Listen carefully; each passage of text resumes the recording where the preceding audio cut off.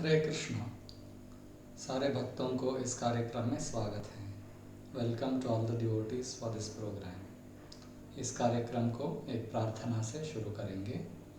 नमः ओं विष्णुपादाय कृष्णप्रेष्ठाय भूतले श्रीमते भक्ति वेदांत स्वामिन् इति नामिने। नमस्ते सारस्वते देवे गौरवाणी प्रचारिणे निर्विशेषा शून्यवादी पाश्चात्य देशतारिणे। जय श्री कृष्ण चैतन्य प्रभु नित्यानंदा श्री अद्वैत गदाधर श्रीवासादि गौरभक्तवृंदा। तप्त कांचन गौरांगी राधे वृंदावनेश्वरी वृषभानुसुते देवी प्रणमामि हरिप्रिये। हे कृष्णा करुणा सिंधो दीनबंधो जगत्पते गोपेश गोपिका कांता राधा कांता नमोस्तुते। हरे कृष्ण कृष्ण कृष्ण हरे हरे हरे राम राम राम हरे हरे।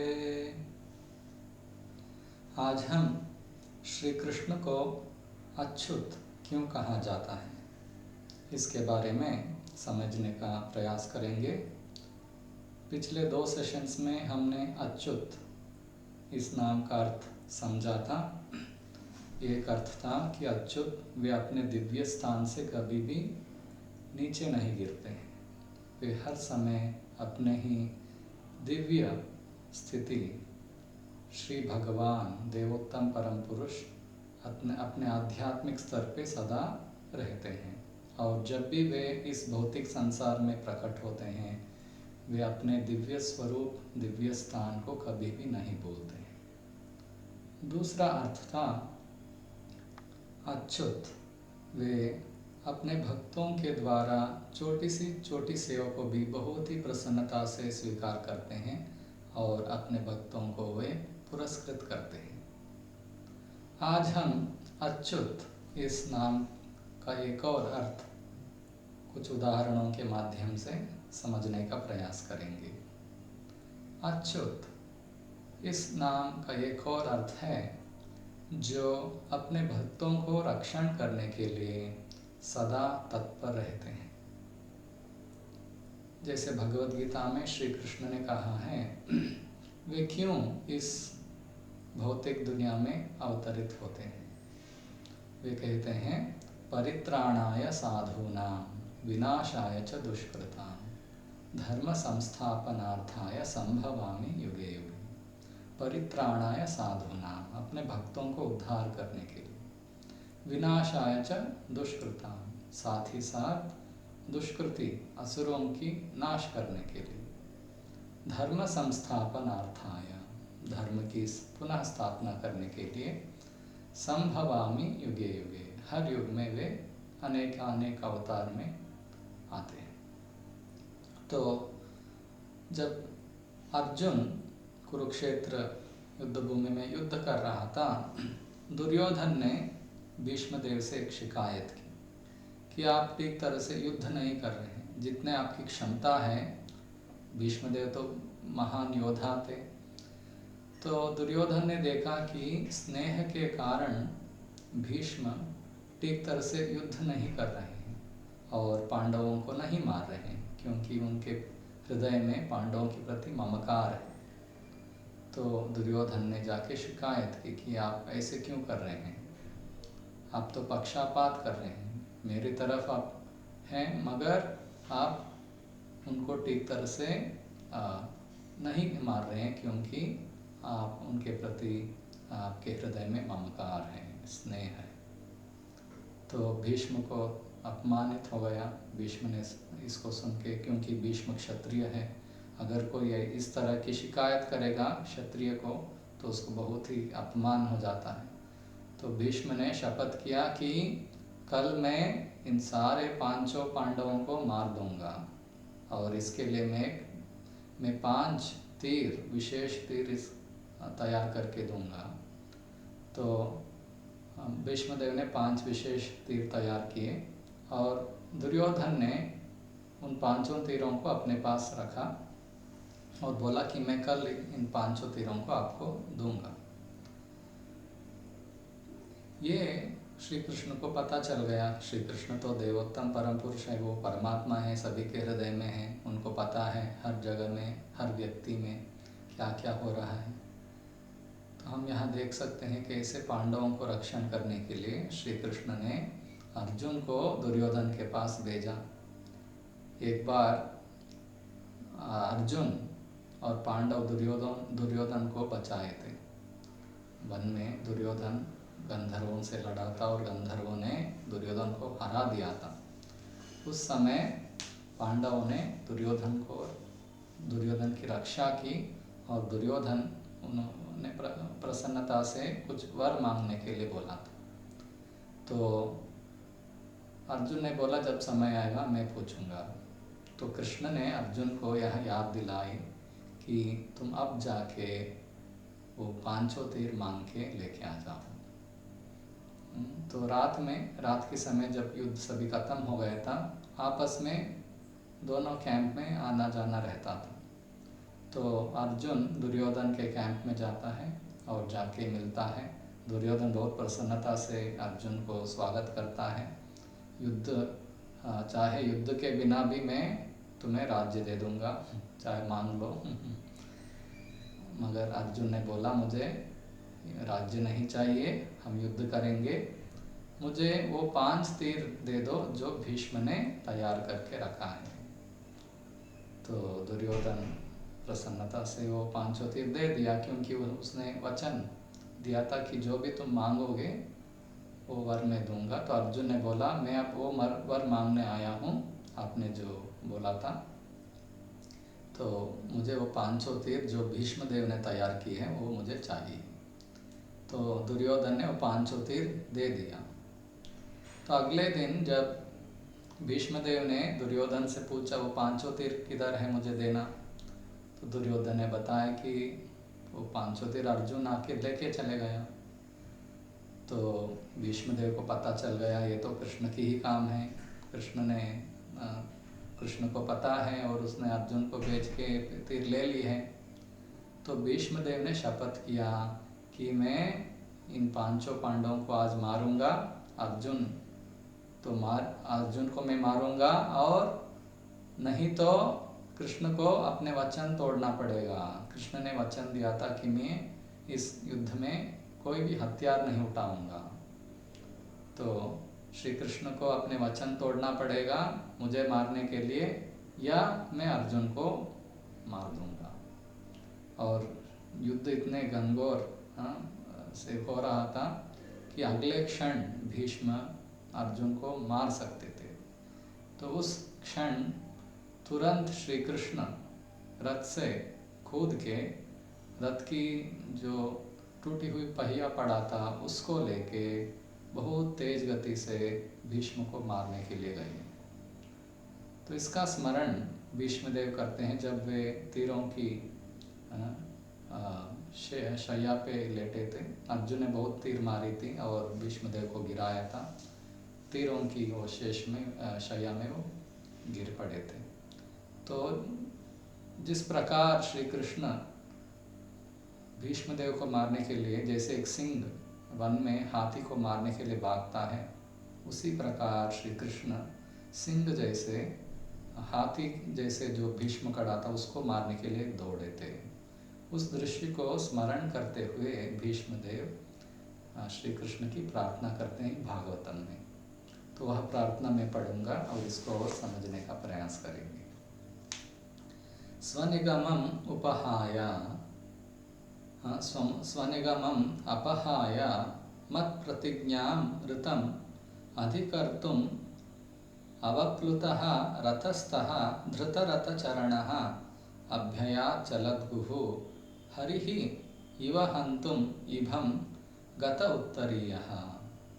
इसका अर्थ है स्वनिगमं अपहाय, अपनी सत्यनिष्ठा को निरस्त करने के लिए, मत प्रतिज्ञां ऋतम् अधिकर्तुम, मेरी प्रतिज्ञा वास्तविक अधिक करने के लिए, अवप्लुतः नीचे उतरते हुए, रथस्थः रथ से, धृत रथचरणः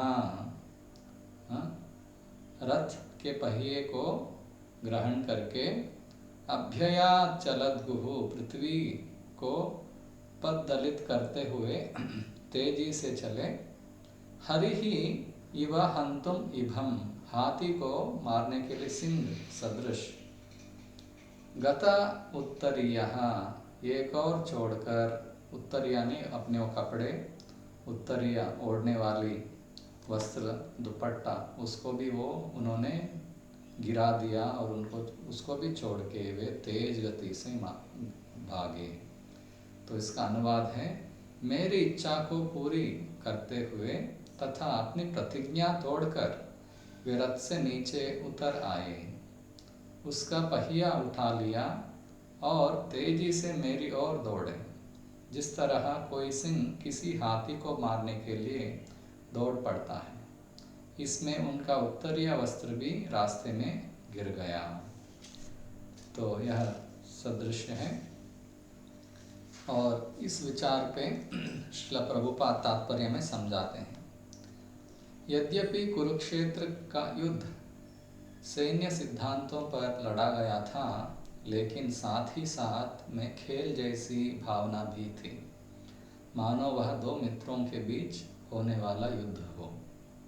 दुर्योधन ने भीष्मदेव की आलोचना की और दोषारोपण किया कि वे अर्जुन से पितृवत स्नेह के कारण उसे मारने से हिचकते हैं। एक क्षत्रिय युद्ध के सिद्धांत पर किया गया अपमान सह नहीं सकता। अतः भीष्मदेव ने प्रतिज्ञा की कि अगले दिन वे पांचों पांडवों का वध अपने विशिष्ट हथियार से कर देंगे। इससे दुर्योधन संतुष्ट हो गया और उसने अपने पास वह तीर ले लिए, जिसे वह अगले दिन युद्ध के समय देगा। लेकिन अर्जुन ने चाल करके दुर्योधन से वे तीर प्राप्त कर लिए और भीष्मदेव को यह समझते देर न लगी कि यह भगवान कृष्ण की चाल है। अतः भीष्मदेव ने प्रतिज्ञा की कि अगले दिन कृष्ण को अस्त्र उठाना ही पड़ेगा, अन्यथा उनका मित्र अर्जुन मारा जाएगा। दूसरे दिन भीष्मदेव ने इतना भयानक युद्ध किया कि अर्जुन तथा कृष्ण दोनों ही संकट में पड़ गए। अर्जुन लगभग हार ही चुका था। परिस्थिति इतनी नाजुक थी कि वह भीष्मदेव द्वारा अगले ही क्षण मारा जाने वाला था। उस समय भगवान कृष्ण ने भक्त भीष्म की प्रतिज्ञा को रखकर उन्हें प्रसन्न करना चाहा, क्योंकि यह उनकी अपनी प्रतिज्ञा से अधिक महत्वपूर्ण था। ऊपर से ऐसा लगता है कि उन्होंने अपनी प्रतिज्ञा तोड़ी। उन्होंने कुरुक्षेत्र युद्ध प्रारंभ होने से पूर्व प्रतिज्ञा की थी कि मैं कोई अस्त्र ग्रहण नहीं करूंगा और किसी भी पक्ष पर अपना बल नहीं आजमाऊंगा। लेकिन अर्जुन की रक्षा करने के लिए वे रथ से उतरे, रथ का पहिया उठाया और क्रुद्ध होकर भीष्मदेव पर तेजी से इस तरह झपटे जैसे सिंह हाथी को मारने झपटता है। इससे रास्ते में उनका अंग वस्त्र गिर गया और क्रोधवश उन्हें इसका होश तक न रहा कि रास्ते में उनसे क्या गिर गया। तब भीष्म ने तुरंत हथियार डाल दिए और स्वयं अपने प्रिय प्रभु श्री कृष्ण द्वारा मारे जाने के लिए खड़े हो गए। उस दिन का युद्ध उसी क्षण समाप्त हो गया और अर्जुन की प्राण रक्षा हो सकी। निस्संदेह अर्जुन की मृत्यु की कोई संभावना नहीं थी, क्योंकि साक्षात भगवान रथारूढ़ थे।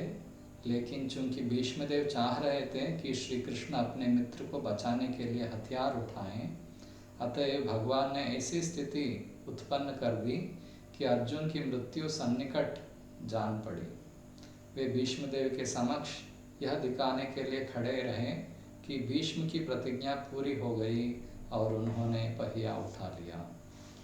तो यहाँ हम देखते हैं भीष्मदेव भी श्री कृष्ण के परम भक्त हैं, वे महाजन हैं, और अर्जुन भी श्री कृष्ण के नित्य दास, नित्य मित्र हैं।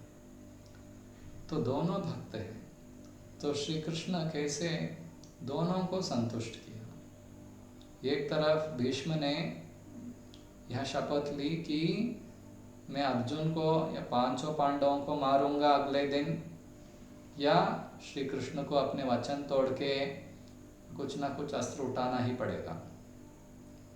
तो श्री कृष्ण अच्युत है, वे अपने भक्तों को हर समय रक्षण करते हैं। यहाँ श्री कृष्ण को अर्जुन की प्राण रक्षण करना था। अर्जुन तो परम भक्त हैं, पांडव परम भक्त थे, और भीष्मदेव की वचन जो उन्होंने लिया था उसको भी उनको संतुष्टि करना था।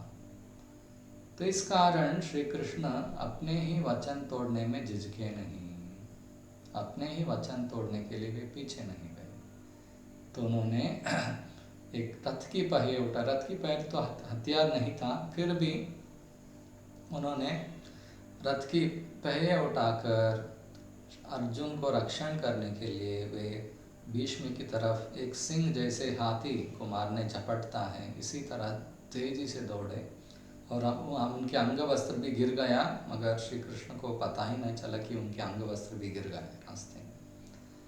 तो इस प्रकार इतने वे भाव से, इतने वे अर्जुन को भी चाहते थे और भीष्म को भी वे संतुष्ट करना चाहते थे।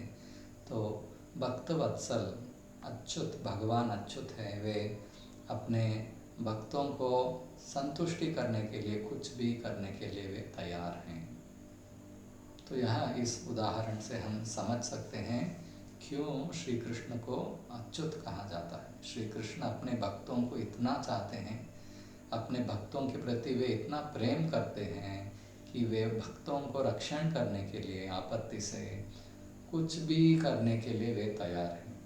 अगर भक्त ने कुछ बोला है, उस भक्त की वचन को भी वो निभाते हैं। इसलिए भगवद गीता में श्री कृष्ण ने बोला है, कौन्तेय प्रतिजानीहि न मे भक्तः प्रणश्यति। श्री कृष्ण बोलते हैं अर्जुन को, तुम डिक्लेयर करो, घोषणा करो कि मेरे भक्त कभी भी नाश नहीं होंगे। अगर मैं कुछ वचन दूंगा, कभी कभी मैं तोड़ दूंगा, क्योंकि मैं भगवान हूँ, मैं स्थिति के अनुसार उसको, मेरे वचन को ही मैं तोड़ देता हूँ। अगर तुम घोषणा करोगे तो तुम्हारी घोषणा को मैं कभी भी हारने नहीं दूंगा, तुम्हारी घोषणा को मैं निभा के ही रहूँगा। तो श्री कृष्ण ने बोला, तुम घोषणा करो पूरे दुनिया को, न मे भक्तः प्रणश्यति, मेरे भक्त को कोई भी कुछ भी नहीं कर सकता है। और भक्त को भी यह विश्वास है, अवश्य रक्षिबे कृष्ण विश्वास पालना। भक्तों में यह विश्वास है कि अवश्य श्री कृष्ण हमें रक्षण करेंगे, हम श्री कृष्ण के दास हैं, श्री कृष्ण की शरणागति हमने ली है। और इस भावना में, इस श्रद्धा से श्री कृष्ण के भक्त श्री कृष्ण की सेवा में लीन रहते हैं। उनके मन में थोड़ी सी भी ये डाउट नहीं है, संशय नहीं है कि मैं श्री कृष्ण की शरण ले रहा हूँ, मेरा क्या होगा। कभी भी परिशुद्ध भक्त ऐसे संशय नहीं करता है। उनको पूरे विश्वास है कि श्री कृष्ण देवोत्तम परम पुरुष हैं, वे मेरे ही साथ हैं और सभी के जीव की स्वामी वही हैं। मैं उनके दास हूँ, उनकी शरण मैंने ली है, तो श्री कृष्ण अवश्य मुझे रक्षण करेंगे। इस प्रकार हम देखते हैं पांडवों के जीवन में बहुत बार श्री कृष्ण उनकी रक्षण की थी। तो एक बार ऐसे हुआ था कि दूर्वास मुनि को दुर्योधन ने बहुत ही अच्छी तरह से भोजन खिला के, अच्छी तरह से सम्मान और सत्कार करके अपने हजारों शिष्यों के संग में दुर्वास मुनि जब जाते हैं, उनको अच्छी तरह से सत्कार करके भोजन खिलाए। और दुर्वास मुनि बहुत संतुष्ट हो गए दुर्योधन से और कुछ वर मांगने के लिए बोले।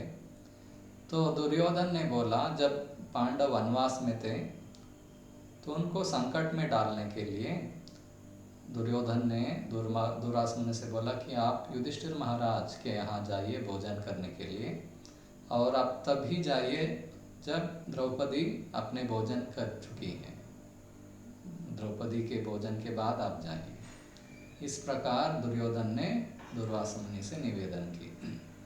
तो दुर्वासा मुनि ने बोला ठीक है, और दुर्वासा मुनि अपने हजारों 10,000 शिष्यों के संग में वे वन में प्रवेश किए जहाँ पांडव उपस्थित थे, अपने वनवास कर रहे थे। और जब सारे पांडव और द्रौपदी अपने भोजन ले चुके थे, उसके बाद दुर्वासा मुनि वहाँ पहुँचते हैं। और जब वे उनके यहाँ पहुँचते हैं तब युधिष्ठिर महाराज उनको स्वागत करते हैं और भोजन की व्यवस्था करने के लिए वे बोलते हैं आप अभी नदी में जाके अपना नहा के आइए और जो भी आपकी संध्या की क्रियाएं हैं वो करके आइए, तब तक हम भोजन की तैयारी करेंगे। और जब दुर्वासा मुनि अपने 10,000 शिष्यों के संग नदी में नहाने के लिए जाते हैं, यहाँ युधिष्ठिर महाराज और पांडव द्रौपदी सभी संकट में पड़ जाते हैं कि इतने सारे अभी अतिथि आए हैं, इनकी सत्कार हम कैसे करेंगे। क्योंकि द्रौपदी के पास एक दिव्य पात्र थी जिसको अक्षय पात्र भी कहा जाता है। सूर्यदेव ने द्रौपदी को वो दिया था। उस पात्र से हम जितना चाहे उतना भोजन निकाल सकते थे, द्रौपदी निकाल सकती थी, जब तक वे स्वयं भोजन ना किया हो। जब वो भोजन कर देती है तब वो पात्र उससे और भोजन उत्पन्न करना बंद कर देता है। इस प्रकार की एक दिव्य पात्र द्रौपदी के पास था। तो अब तो द्रौपदी ने भोजन ले चुकी है और अभी सारे पांडव संकट में पड़ गए। अभी इतने 10,000 शिष्यों को भोजन कैसे खिलाएंगे। तो द्रौपदी श्री कृष्ण की स्मरण की, क्योंकि हर संकट में भक्त अपने श्री भगवान कृष्ण की स्मरण करते हैं और उनके रक्षण करने के लिए प्रार्थना करते हैं। तो जब पांडव इस प्रकार के संकट में पड़ गए, तुरंत श्री कृष्ण वहाँ प्रत्यक्ष हो गए और सभी पांडव और द्रौपदी बहुत प्रसन्न हो गए क्योंकि श्री कृष्ण स्वयं अभी आ गए हैं। और श्री कृष्ण ने बोला अभी मुझे कुछ खिलाओ। तो द्रौपदी बहुत दुखित हो गई कि श्री भगवान भी हमें कुछ पूछ रहे हैं खाने के लिए, और उन्होंने आंसू बहाते द्रौपदी ने बोला कि मैंने अपने भोजन ले ली है, अभी कुछ भी नहीं। तो श्री कृष्ण ने बोला वो पात्र लेके आओ, देखेंगे कुछ है क्या। और जब द्रौपदी वो पात्र लेके आते हैं तो थोड़ी सी शाख उस पात्र में था, उसको श्री कृष्ण लेके बहुत ही आनंद से संतुष्टि से वे खाते हैं। जब श्री कृष्ण उस थोड़ी सी शाख जो उसमें था उसको खा के संतुष्ट हो गए, तब श्री कृष्ण ने बोला जाके अभी दुर्वासा मुनि और उनके शिष्यों को बुलाओ। तो युधिष्ठिर महाराज भीम को भेजते हैं जाके बुला के आओ। जब भीम जाता है बुलाने के लिए, जब श्री कृष्ण यह शाख खाए थे और संतुष्ट हो गए थे, वहाँ नदी में दुर्वासा मुनि और 10,000 शिष्य, उनके पेट इतना भर गया कि उनको ऐसे लगा कि अब यह कुछ भी नहीं खा पाएंगे। और वे सोचने लगे कि युधिष्ठिर महाराज तो हमारे भोजन की बहुत व्यवस्था किए होंगे और अगर हम नहीं खाएंगे तो वो बहुत ही दुखित हो जाएंगे, तो हमें यहाँ से निकलना है, भागना है। तो जब भीम को भेजा गया उनको बुलाने के लिए, और भीम नदी के पास जब हो गया, भीम को देख के वे डर के मारे तुरंत भाग गए, क्योंकि उनको लगा कि सारे भोजन की तैयारी हो गई है और भीम आया है हमें बुलाने के लिए, चलो चलो निकलो, भागो, दौड़ो यहाँ से। तो इस प्रकार हम देखते हैं किस प्रकार श्री कृष्ण अपने भक्तों को रक्षण देने के लिए हर समय तत्पर है। तो यह अच्युत शब्द का अर्थ है। कुंती देवी जब श्री कृष्ण हस्तिनापुर से द्वारका लौट रहे थे, तब अनेक प्रार्थनाएं करती हैं, और उस समय वे सारे विपद जो पांडवों ने झेला था और किस प्रकार श्री कृष्ण ने हर समय उनको बचाया था, उसका एक पट्टी बना के वो प्रस्तुत करती है। वो बोलती है विशान महाग्ने पुरुषाद दर्शनाद असत्सभाया वनवास कृच्छ्रता मृधे मृधे अनेक महारथास्त्रतो द्रोण्यस्त्रतश्चास्म हरेभिरक्षिता। कुंती महारानी बोलती है, हे कृष्णा, आपने हमें विषाक्त भोजन से और भीषण अग्निकांड से, मानव बक्षियों से, दुष्ट सभा से, वनवास काल के कष्टों से तथा महारथियों द्वारा लड़े गए युद्ध से बचाया है, और अब आप हमें अश्वत्थामा के अस्त्र से बचा लिया है। तो इस बारे में तात्पर्य में श्रील प्रभुपाद समझाते हैं, यहाँ पर घातक संघर्षों की सूची प्रस्तुत की गई है। देवकी को तो एक ही बार अपने दुष्ट भाई के कारण कष्ट मिला, अन्यथा वे कुशल पूर्वक रही, किंतु कुंती देवी तथा उनके पुत्रों को तो वर्षों तक लगातार एक के बाद एक कष्ट उठाने पड़े। उन्हें राज्य के लिए दुर्योधन तथा उनकी टोली के लोग मुसीबतों में डालते रहे, और हर बार कृष्ण ने कुंती के पुत्रों की रक्षा की। एक बार भीम को भोजन में विष खिला दिया गया। एक बार उन्हें लाक्षागृह में रखकर उसमें आग लगा दी गई, तथा एक बार द्रौपदी की चीरहरण किया गया और दुष्ट कौरवों की सभा में उन्हें नग्न करने का प्रयास करके उसे अपमानित किया गया। भगवान ने द्रौपदी के लिए अपरिमित वस्त्रों की पूर्ति की, जिससे दुर्योधन का दल उसे नग्न होते न देख सका।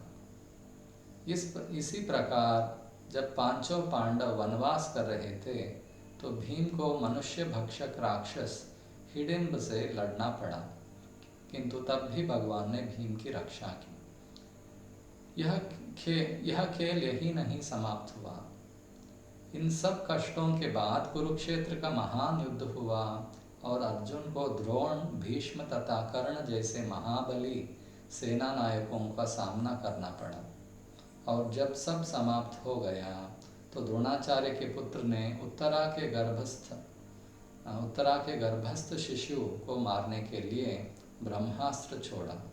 तब भगवान ने कुरुवंश के एकमात्र संभाव्य वंशज महाराजा परीक्षित की रक्षा की।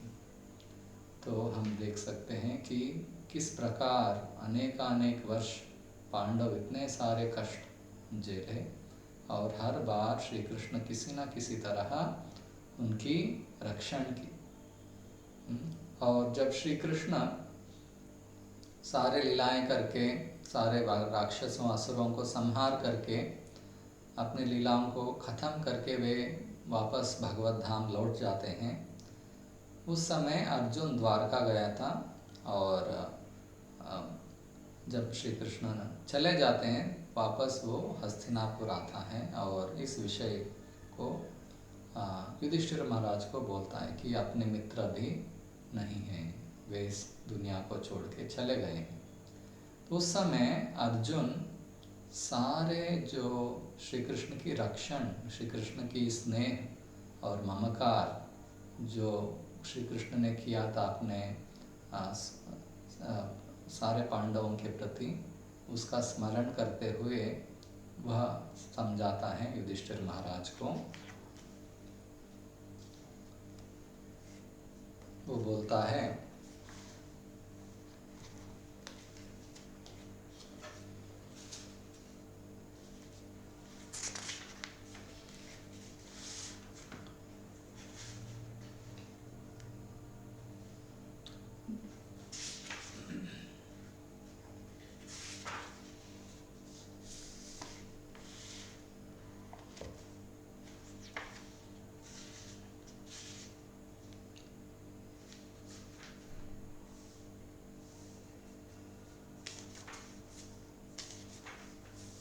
अर्जुन ने कहा, हे राजन, मुझे अपना घनिष्ठ मित्र मानने वाले भगवान हरि ने मुझे अकेला छोड़ दिया है।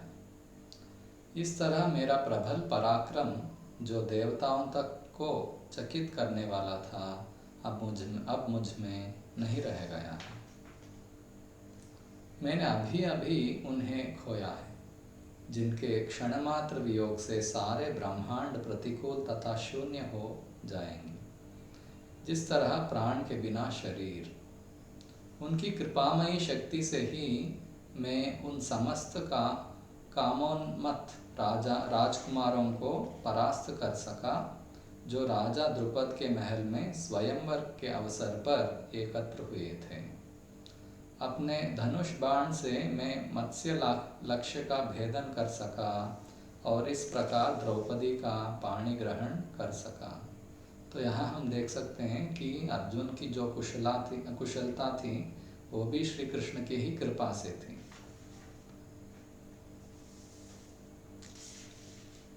चूंकि वे मेरे निकट थे, अतएव मेरे लिए अत्यंत कौशल पूर्वक स्वर्ग के शक्तिशाली राजा इंद्रदेव को उनके देव पार्षदों सहित जीत पाना संभव हो सका और इस तरह अग्निदेव खांडव वन को विनष्ट कर सके। उन्हीं की कृपा से मैं नामक असुर को जलते हुए खांडव वन से बचाया जा सका। इस तरह हम अत्यंत आश्चर्यमयी शिल्प कला वाले सभा भवन का निर्माण कर सके जहाँ राजसूय यज्ञ के समय सारे राजकुमार एकत्र हो सके और आपको आदर प्रदान कर सके। यहाँ हम देख सकते हैं कैसे जो भी ऐश्वर्य, जो भी मान सम्मान पांडव पाते थे, इसके पीछे श्री कृष्ण की कृपा ही थी। एक बार अग्निदेव को खांडव वन में जो औषधियाँ हैं उसको उनको खाना था क्योंकि उनको कुछ रोग आया था, मगर ये वो वन इंद्रदेव के कंट्रोल में था और इंद्रदेव इसके लिए अनुमति नहीं दे रहे थे। और जब अग्निदेव अर्जुन से मिले और उन्होंने मांगा कि मुझे खांडवन की जो जड़ी बूटियाँ हैं उसको खाना है, तब श्री कृष्ण की कृपा से, सहायता से अर्जुन ने उस खांडवन को अग्नि को अर्पण किया और इंद्रदेव आके युद्ध करने लगे और उस युद्ध में अर्जुन जीत गया कृष्ण की कृपा से। और जब आग जलने लगा, जब अग्नि उस सारे जड़ी बूटियों को खा रहे थे जला के, उस जंगल में माया नामक दानव भी था और उनको अर्जुन ने बचाया था। और माया दानव प्रसन्न होके एक अद्भुत सभा भवन बनाने में उन्होंने सहायता की। तो इन सारे जो ऐश्वर्य और यश जो पांडव ने पाए थे उसके पीछे श्री कृष्ण की ही कृपा थी। तो उसका स्मरण यहाँ अर्जुन कर रहा है। 10,000 हाथियों की शक्ति रखने वाले आपके छोटे भाई ने भगवान की ही कृपा से जरासंध का वध किया, जिसका पाद पूजा अनेक राजाओं द्वारा की जाती थी। ये सारे राजा जरासंध के महाभैरव यज्ञ में बलि चढ़ाए जाने के लिए लाए गए थे, किंतु उनको छुड़ा दिया गया। बाद में उन्होंने आपका आधिपत्य स्वीकार किया। तो यहाँ हम देखते हैं तो युधिष्ठिर महाराज को राजसी यज्ञ करने की एक इच्छा थी और जरासंध एक ऐसे आसुरिक राजा था जो पांडवों को तंग कर रहा था और श्री कृष्ण की वो एक शत्रु था। तो जरासंध को मारे बिना राजस्व यज्ञ नहीं कर पाते थे, क्योंकि चक्रवर्ती बनने के लिए सारे राजाओं का के ऊपर आधिपत्य होना चाहिए चक्रवर्ती को, तो उनको हराना था। तो कृष्ण, भीम और अर्जुन ब्राह्मण के वेश में जाके जरासंध से भिक्षा मांगते हैं। तो जरासंध ब्राह्मणों के प्रति बहुत आदरपूर्वक रहा और उन ब्राह्मणों की इच्छा वो पूर्ति कर रहा था। जब ये तीनों ब्राह्मणों के वेश में जाके भिक्षा मांगते हैं तो जरासंध पूछता है, बोलो क्या चाहिए तुम तीनों को? तो ये बोलते हैं, हमें युद्ध करना है आपसे। तब जरासंध तब उसको पता चल जाता है कि ये तीनों क्षत्रिय हैं। और श्री कृष्ण को वो बोलते हैं कि तुमसे मैं युद्ध नहीं कर पाऊंगा क्योंकि तुम युद्ध में कंफ्यूज हो जाते हो। और अर्जुन से मैं युद्ध नहीं कर पाऊंगा क्योंकि अर्जुन मुझसे छोटा है। भीम से मैं युद्ध कर सकता हूँ क्योंकि वे मेरे ही समान बलशाली हैं। तो इस प्रकार जरासंध ने भीम से युद्ध करने के लिए वो मान लिया और वे युद्ध करने लगे। बहुत दिन बीत गया, कोई भी निर्णय नहीं आया।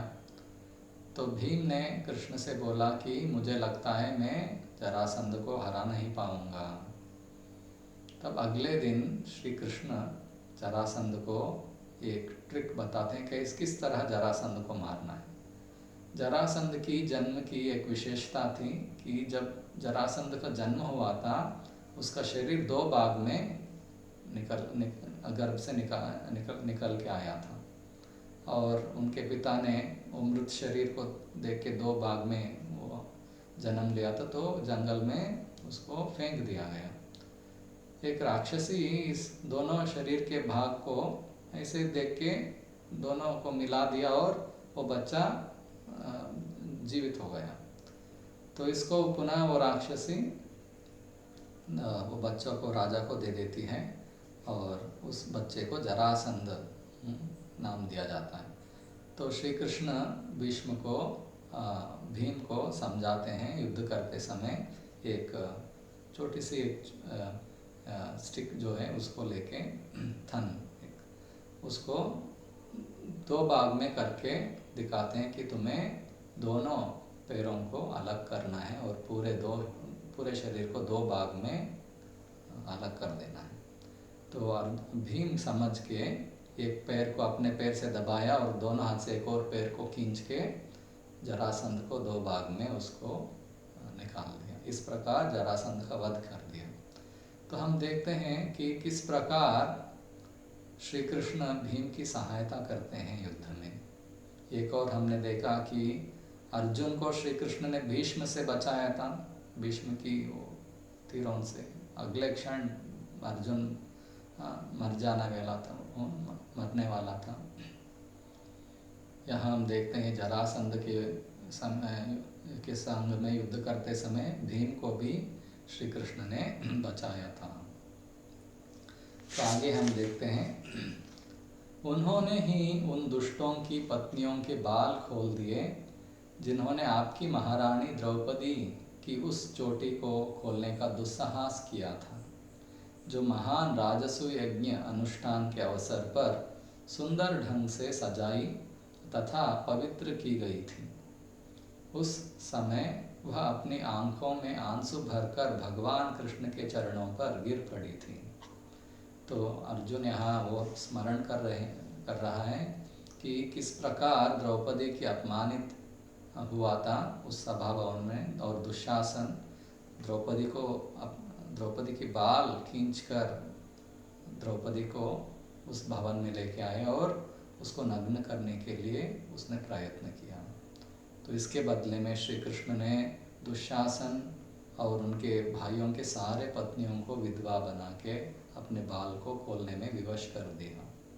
तो इसके बारे में तात्पर्य में श्रील प्रभुपाद लिखते हैं, रानी द्रौपदी की चोटी अत्यंत सुंदर थी, जिसे राजसूय यज्ञ के अवसर पर पवित्र किया गया था। किंतु जब वे दाव में हारी जा चुकी थी तो दुशासन ने उनके महिमा मंडित केशों को छूकर उनका अपमान किया था। तब द्रौपदी भगवान कृष्ण के चरण कमलों पर गिर पड़ी। अतः भगवान कृष्ण ने निश्चय किया कि वे कुरुक्षेत्र के युद्ध के फलस्वरूप दुशासन तथा उसके दल वालों की सारी पत्नियों के केश खुलवा कर रहेंगे। इस प्रकार कुरुक्षेत्र के युद्ध के पश्चात जब धृतराष्ट्र के सारे पुत्र तथा पौत्र युद्ध में मारे जा चुके थे, तो परिवार की सारी स्त्रियों को विधवाओं के रूप में केश खोलने पड़े। दूसरे शब्दों में, दुशासन द्वारा भगवान के महान भक्त का अपमान किए जाने से ही कुरुवंश की सारी स्त्रियां विधवा हो गई। भगवान भले ही अपने ऊपर किसी दुष्ट द्वारा किए गए अपमान को सह लें, क्योंकि पिता अपने पुत्र के द्वारा किए गए अपमान को सह लेता है, किंतु वे अपने भक्तों का अपमान कभी नहीं सहते। महान आत्मा का अपमान करने पर मनुष्य को अपने सारे पुण्यों तथा वरों को बलि दे देनी पड़ती हैं। तो यहाँ हम देखते हैं दुशासन, दुर्योधन और उनके सारे भाई सभी आत्मा ही हैं, कृष्ण के ही अंश हैं, यानी कि कृष्ण के ही वे सभी पुत्र हैं। कृष्ण सारे जगत के पिता हैं। पिता हम अस्य जगतो माता दाता पितामह। श्री कृष्ण बोलते हैं भगवत गीता में कि इस जगत में जो भी जीव है मेरे ही अंश हैं और मैं इन सारे अंशों के पिता हूँ। तो कुछ अंश कृष्ण को बोल के, कृष्ण के संग में जो मधुर संबंध है उसको बोल के वे आसुरिक स्वभाव अपनाते हैं और असुर जैसे वे जीना चाहते हैं, कृष्ण के ही विरोध करते हैं और कृष्ण के भक्तों से वे द्वेष करते हैं। तो दुशासन ऐसे एक व्यक्ति था जो इस प्रकार के आसुरी भाव वाला था। श्री कृष्ण, अगर कोई असुर श्री कृष्ण या भगवान की अपमान करता है वो सह लेते हैं, क्योंकि पुत्र ही स्नेह भाव से वे सहते हैं। मगर अगर कोई अपने परिशुद्ध भक्तों का अपमान करते हैं तब श्री कृष्ण कभी नहीं सहते। तो यहाँ हम देखते हैं कि दुशासन ने द्रौपदी की पवित्र केश को छूकर खींच कर आया था। द्रौपदी को अपमान किया था उसने और उसको और अपमान करना चाहता था नग्न करके। तो तुरंत श्री कृष्ण ने अमित वस्त्र प्रदान करके द्रौपदी को बचाया था और अंत में कुरुक्षेत्र के युद्ध में सारे कौरवों को मारा गया अपने पुत्रों के संग, और सारे स्त्रियां जो थे कुरुवंश के वे विधवाएं बन गए और उनको अपने बाल खोलना पड़ा। तो श्री कृष्ण कभी भी अपने भक्तों के अपमान सह नहीं पाएंगे और उनको उचित दंड देंगे जिन्होंने अपमान किया है भक्तों को। तो यह अच्युत नाम का अर्थ है, जो अपने भक्तों को हर समय रक्षण देते रहेंगे और असुरों को उचित दंड देंगे जो अपने भक्तों को अगर अपमान करने का प्रयत्न करेंगे तो। हमारे वनवास के समय 10,000 शिष्यों के साथ भोजन करने वाले दुर्वासा मुनि ने हमें भयावह संकट में डालने के लिए हमारे शत्रुओं के साथ मिलकर चाल चली। उस समय उन्होंने केवल जूठन ग्रहण करके हमें बचाया था। इस तरह उनके भोजन ग्रहण करने से नदी में स्नान करती मुनि मंडली ने अनुभव किया कि वह भोजन से पूर्ण रूप से संतुष्ट हो गई और तीनों लोक भी संतुष्ट हो गए। तो जैसे हमने अभी समझा, श्री कृष्ण ने जूठन खा के, जो पात्र में बचा था, नहीं सारे पांडवों को वे सभी खा चुके थे, बचे हुए थोड़ी सी शाक की जूठन उन्होंने खाया अपने भक्तों को रक्षण करने के लिए। यहाँ हम देखते हैं कितना दयालु है श्री कृष्ण। और वो थोड़ी सी ही शाक खा के श्री कृष्ण इतने संतुष्ट हो गए, उनकी संतुष्टि से तीनों लोग संतुष्ट हो गए। और दुर्वासा मुनि की चाल जो दुर्योधन के संग में उन्होंने किया था, युधिष्ठिर महाराज और पांडवों को संकट में डालने के लिए, कुछ शाप देने के लिए, वह सफल नहीं हुआ। तो श्री कृष्ण की अपार दया हम देखते हैं अपने भक्तों के प्रति। तो यह श्री कृष्ण के नाम अच्युत का अर्थ है। यह उन्हीं का प्रताप था कि मैं एक युद्ध में शिव जी तथा उनकी पत्नी पर्वतराज हिमालय की कन्या को आश्चर्यचकित करने में समर्थ हुआ। इस तरह शिव जी मुझ पर प्रसन्न हुए और उन्होंने मुझे अपना निजी अस्त्र प्रदान किया।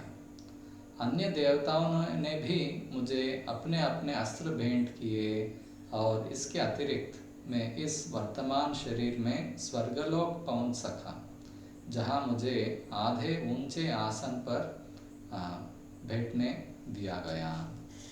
तो हम देखते हैं अर्जुन ने जो कुछ पाया था अपने जीवन में, वो उसके पीछे श्री कृष्ण की ही कृपा थी। तो इस प्रकार अनेकानेक भक्तों के जीवन में हम जो भी हम देखते हैं, जो भी पाते हैं, भक्त सदा यही स्मरण करते हैं। उनको पता है कि जो भी मैंने पाया है मेरे जीवन में, वे मेरे नहीं हैं, वो सभी कृष्ण की ही प्रदान किए गए वर हैं, कृष्ण के ही कृपा है। तो एक परिशुद्ध भक्त इसी प्रकार सोचता है, क्योंकि यह सत्य है, हमारे कुछ भी नहीं है। ईशावास्यम इदम सर्वम, सब कुछ भगवान का है, हमारा नहीं है। और यह सत्य एक भक्त को स्पष्ट हो जाता है और वो कभी भी भगवान की जो हाथ है हमारे जीवन में, वो नहीं भूलते हैं। तो इस प्रकार हमें अर्जुन, पांडव, महारानी कुंती और प्रहलाद महाराज, ध्रुवा महाराज, नारद मुनि, ऐसे महान भक्त, उनके जीवन को, उनके जीवन की चरित्र इन सारे शास्त्रों में दिया गया है। इनको पढ़ के उन्हीं की तरह हमें भी इतना विश्वास होना चाहिए कि अवश्य रक्षिबे कृष्णा विश्वास पालना। और कृष्ण भी अपने भक्तों के माध्यम से वचन दिए हैं, अर्जुन के माध्यम से, कौन्तेय प्रतिजानीहि न मे भक्तः प्रणश्यति, तुम घोषणा करो कि मेरे भक्त कभी नाश होंगे। तो यह अच्युत नाम का अर्थ है, जो हर समय अपने भक्तों को रक्षण देने में तत्पर है। तो इस कार्यक्रम को अब हम समाप्त करेंगे। अगले सेशन में अच्युत नाम का और एक अर्थ समझने का प्रयास करेंगे। हरे कृष्णा।